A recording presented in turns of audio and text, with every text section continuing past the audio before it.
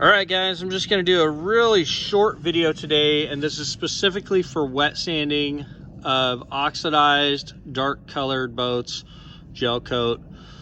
This happens to be a gray hull that has been a bit neglected. It's literally almost turned white. It's so heavily oxidized and water spotted. In today's video, I'm going to cover using a Griot's Garage orbital machine. Speed setting of between 3 and 4, starting out with 600 grit sandpaper, or excuse me, 800 grit sandpaper, and then transitioning to 1000 grit sandpaper. And let me know if you have any questions. After this step, I'll need to come back and compound out the scratches caused by the wet sanding to polish it out, and then finish it off with a polish that has a polymer sealant in it to help it hold the finished product. All right, so what I'm going to do is I'm going to spray this down a little bit with some soapy water, and then I'm going to do a couple passes for each line that I'm trying to sand. It's important to get this nice and wet. If you don't, your sandpaper will get loaded with what you're removing. Like, for instance, if you were to just do this dry, it'll work, but you'll end up having a bunch of the oxidized gel coat in that sandpaper, and so it'll load it up. That's why you do it wet.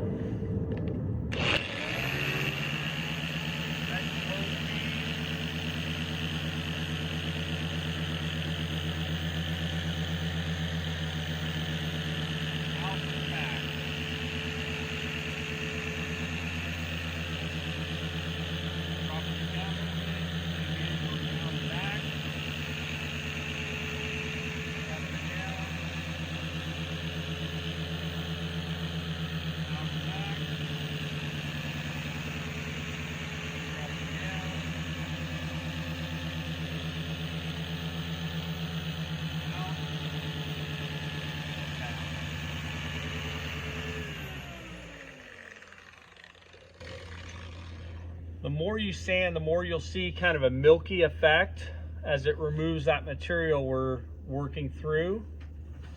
With the 600, I'm not going to let it do that too much, so I don't want to go too many passes. Once I transfer to the 1000 grit, I may go over it a little bit more to try and get out some of those scratches caused by the 600.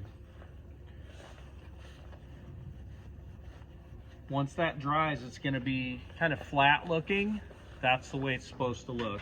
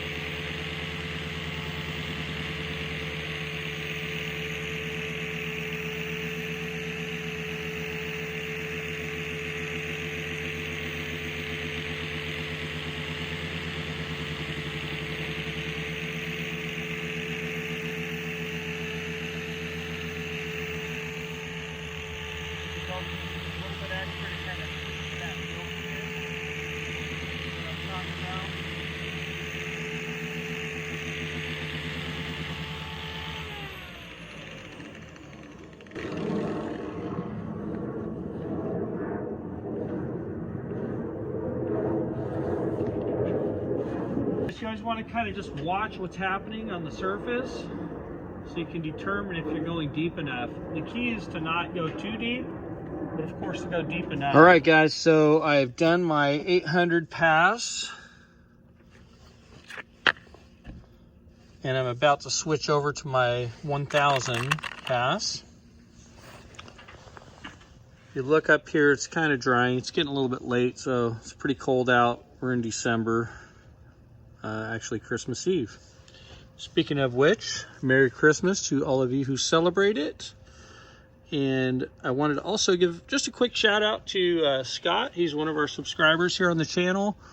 And he had a really good comment on the other video I did on wet sanding, and I just wanted to bring that up. So thank you for that comment, Scott.